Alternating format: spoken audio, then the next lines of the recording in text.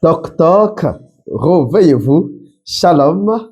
Eh bien, nous sommes hymne spirituel matinal. Merci de nous recevoir chez vous encore une fois au travers de cette vidéo. Chers amis, bien-aimés, frères et sœurs, ensemble, très enthousiasmés et contents de nous retrouver dans cette nouvelle semaine après quelques jours d'absence.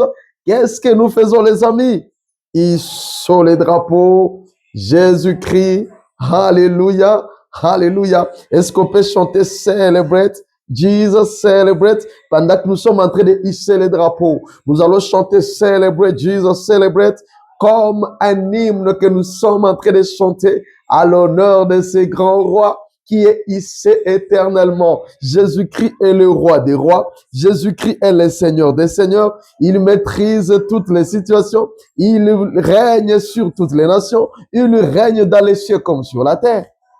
Sur les drapeaux, Jésus-Christ, celebrate, Jesus, celebrate. 2026, année de mon utilité. Et nous l'avons intitulé Onésime. Et le sous-thème qui est en train de nous conduire depuis ces quelques temps, bien mes frères et sœurs, ma faiblesse morale nourricière de mon inutilité. Merci beaucoup à ceux qui se sont déjà abonnés. Les abonnés sont nombreux. Et toi, qu'est-ce que tu attends? Abonne-toi tout simplement aujourd'hui et pousse aux autres de s'abonner sur YouTube, sur TikTok, sur Facebook. Ça fait du bien. Mais aussi, cheer à tous ceux-là qui ne se lassent pas de partager, de repartager, de reposter chaque numéro des hymnes spirituels matinal. Nous vous aimons bien et nous prions que cette semaine pour vous soit réellement une semaine des opportunités au nom de Jésus-Christ. Waouh! Recevez de nouvelles opportunités qui vont vous rendre utiles dans la famille, dans la société, dans votre église, dans votre entreprise. Au nom de Jésus, vous n'êtes pas une personne ratée, hein? Vous êtes utile. Celebrate Jesus.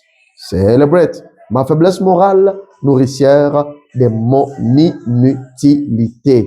Waouh! Je crois que ça bénit quelqu'un, ça bénit un frère, ça bénit une sœur. Alléluia. Il répondit, quel gage te donnerai-je? Elle répondit, ton cachet, ton cordon et le bâton que tu as à la main. Il le lui donna, puis alla vers elle, et elle devint enceinte de lui. Genèse 38, verset 18. Waouh! Femme ambitieuse, femme visionnaire, quand tu la rencontres, tu sais.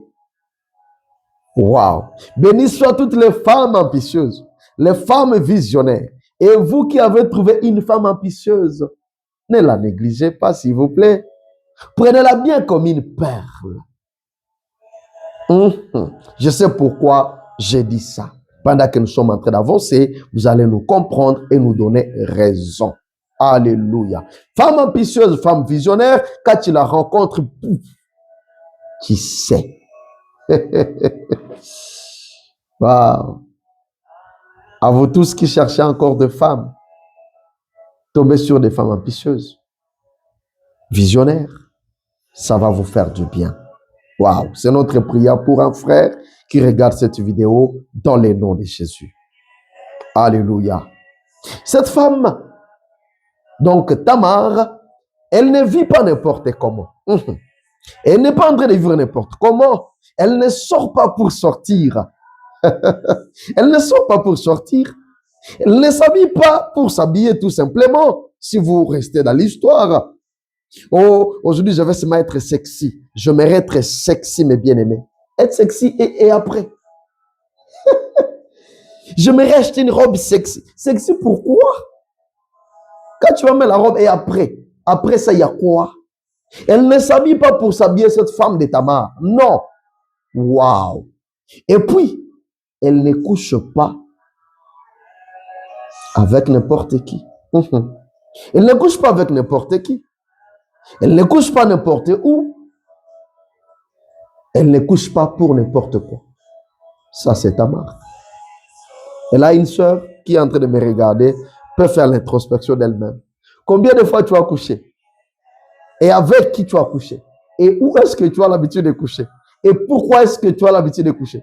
Parce qu'il avait un bon parfum. Vous voyez, il dégage bien. Parce qu'il a de la barbe. Et puis, je voulais tout simplement coucher avec lui parce qu'il a de la barbe. N'importe quoi. Et lorsque tu vas coucher avec lui, ses barbes vont te revenir. Lorsque tu vas coucher avec lui, son parfum va te revenir. J'ai couché avec lui parce qu'il a gros ventre. Parce qu'il a des l'embonpoint. Tout simplement parce qu'il est beau, il parle bien, et parce qu'il parle bien, c'est toi qui vas commencer à parler bien, n'importe quoi. Tamar, pas n'importe comment, pas avec n'importe qui, pas pour n'importe quoi. Mes amis, elle sait que, en plus, elle sait que rencontrer un homme aujourd'hui, c'est-à-dire à ce moment ici, si je rencontre un homme, égale à la conception directe. Elle fait tous ces calculs-là. Waouh! Alléluia! Ah oui! Je nous avais promis, mes amis, de revenir sur les cachets, les cordons, mais aussi les bâtons. Je pense bien que vous n'avez pas oublié. Je nous avais promis de revenir sur ces éléments ici. Et nous sommes en train d'y revenir, mes amis. C'est-à-dire les cordons, les bâtons et les cachets de Judas. Pour vous resituer, bien-aimés frères et sœurs. Mes amis, combien de nos jeunes sœurs aujourd'hui, combien de nos jeunes sœurs aujourd'hui ne couchent-elles pas avec n'importe qui, n'importe où, et de plus pour n'importe quoi, et n'importe comment? C'est-à-dire, elles sont légères, inutiles comme ça, prêtes à coucher avec n'importe qui pour n'importe quoi, et n'importe où. Ouf! C'est sale ce barque. Mais Tamar nous enseigne autre chose, mes bien-aimés sœurs, vous qui me regardez. Alléluia. Et d'ailleurs, plusieurs ne savent même pas que si je rencontre un homme maintenant, je rencontre un homme aujourd'hui, je vais concevoir. Et comme conséquence, regardez combien d'enfants bâtards nous avons. Permettez-moi les termes, s'il vous plaît. Permettez-moi d'utiliser un terme comme ça, un terme aussi vulgaire. Combien d'enfants bâtards nous avons? Parce que beaucoup de nos sœurs, sans ambition, sans vision, couchent n'importe comment, n'importe avec n'importe qui, et ne savent même pas que si je couche aujourd'hui avec quelqu'un, je vais concevoir. Nous avons des enfants bâtards. Et regardez dans des poubelles autour de nous. Et pour essayer un peu de réguler ça, le monde occidental essaie de légaliser maintenant l'avortement. On dit, bah, c'est pas un crime, c'est un droit, toute femme peut avorter comme elle veut. Pourquoi? Parce qu'il n'y a pas d'ambition. Les femmes n'ont pas d'ambition, n'ont pas de vision, elles sont prêtes à coucher n'importe comment. Et quand je dis coucher n'importe comment, je ne parle pas seulement aux femmes parce qu'elles ne couchent pas avec elles-mêmes. Il y a aussi les hommes derrière ça. Alléluia. Mais puisque c'est de Tamar dont nous sommes en train de parler comme personnalité phare, c'est pourquoi plus je m'adresse à mes bien-aimées sœurs, vous qui me regardez. Combien de fœtus sont cessés de ramasser dans des poubelles? Combien d'enfants jetés dans des toilettes? Combien d'avortements ne cessent de se faire dans nos milliers, dans nos églises, dans nos quartiers? Pourquoi? Parce qu'on couche n'importe comment, avec n'importe qui et pour n'importe quoi, tout simplement parce qu'il m'a exhibé un billet de $50. Et après, que le Seigneur nous fasse grâce. Alléluia. C'est le genre de dames qui s'affoutent des fruits de leurs entrailles. Elles s'affoutent de ce qui peut provenir d'elles. Il y en a plusieurs. Nous sommes dans cette génération-là. Que le Seigneur nous aide. Elles sont sans vision. Elles sont sans ambition. Waouh. Et comme résultat, je l'ai dit, combien de femmes bâtards, combien de cadavres de femmes mortes au ramasse, partis par là dans des avenues, dans des terrasses, dans des ravins. Que le Seigneur Dieu vous pardonne. Je prie que vous puissiez vous repentir aujourd'hui. Vous reconnaissez ce que vous avez fait, vous repentez, vous regrettez et puis vous vous repentez au nom de Jésus-Christ. Sinon, ça va rester derrière vous. C'est pas bon. Mes sœurs, vous qui me regardez. Alléluia. Mais regardez Tamar. Regardez Tamar. Est-ce qu'il y a une sœur Tamar qui me regarde? Regardez Tamar. Toujours dans la quête de son utilité. Et ayant une idée sur les qualités morales de son beau-père, qui est devenu leur père, selon notre enseignement, elle sait qu'il est déjà dans son piège. C'est-à-dire, Tamar sait que Judas est déjà dans mon piège. Et elle sait qu'il est du genre à ne pas réaliser ses promesses. Vous voyez, là où nous sommes en train d'aller en arriver. Elle sait que ce Judas est déjà dans mon piège. Et ensuite, elle sait que ce Judas est du genre à ne pas réaliser ses promesses. J'ai parlé de ceux qui ne réalisent pas de promesses. La fois passée, vous avez eu votre part. Alléluia. Elle dit, moi, Tamar, je ne joue pas ma vie au loto. Ma soeur, toi qui me regardes, arrête de jouer ta vie au loto. Ma soeur, mon frère, arrête de jouer ta vie au loto. C'est pas qu'elle a choix, mais la voix du Saint-Esprit est en train de me dire, de te dire, arrête de jouer la vie au loto. On ne joue pas la vie au loto. On ne joue pas la vie à la blaguette, mes amis. Tamar se dit, moi, je joue pas ma vie au loto. Il faut apprendre de ces expériences du passé. Il y a les gens qui refusent d'apprendre des expériences du passé. Elle sait que cet homme m'a déjà dupé, m'a déjà promis et n'a pas réalisé. Elle dit, moi, je ne suis pas ici pour jouer ma vie au loto. Elle a appris de l'expérience du passé. Toi, combien d'expériences tu as eu dans la vie, mais tu ne veux pas en apprendre, ma soeur, mon frère. Et tu crois que tu vas vivre utilement dans ce monde? Ben non. Il faut apprendre les expériences du passé. Elle se dit, je ne me contenterai pas seulement du chevreau, de ce troupeau, ni du plaisir sexuel comme le feraient plusieurs. Elle se dit, non, je ne suis pas là seulement pour jouer au sexe. Et qu'on a couché ensemble et puis on raconte à ses amis, on dit, nous avons couché avec lui. Mes amis, c'était waouh. Et après, femme inutile, homme inutile, quand tu vois, tu sais. Il se contente des inutiles, des futilités. Elle dit, non, je sais, je ne vais pas me contenter du simple chevreau qu'il va promettre amener de ce troupeau. Je ne vais pas me contenter du simple moment du sexe avec lui, comme le feraient plusieurs, et continuer à le faire plusieurs maintenant pendant même que je parle. Que le Seigneur Dieu nous aide. Alléluia. Elle dit, je dois frapper fort. Elle a dit dans son cœur, je dois cette fois-ci frapper fort. Je dois saisir les taureaux par ses cornes. Vous savez, saisir les taureaux par ses cornes. Vous saisissez les taureaux pour qu'ils ne puissent pas se détourner pour vous fuir, pour vous faire du mal. Je déclare à la vie de quelqu'un ce matin que cette année 2026, si tu ne saisis pas les taureaux par ses cornes, si tu ne frappes pas fort, cette année va ressembler à d'autres années.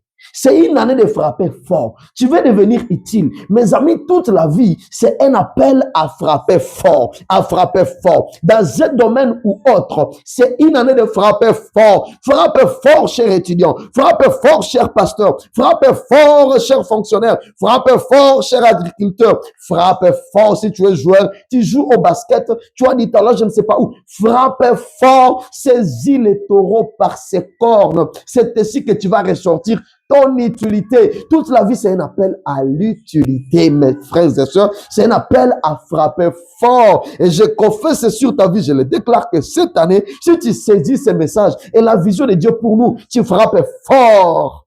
Comme le fit Tamar, tu vas vivre utile dans le nom de Jésus-Christ.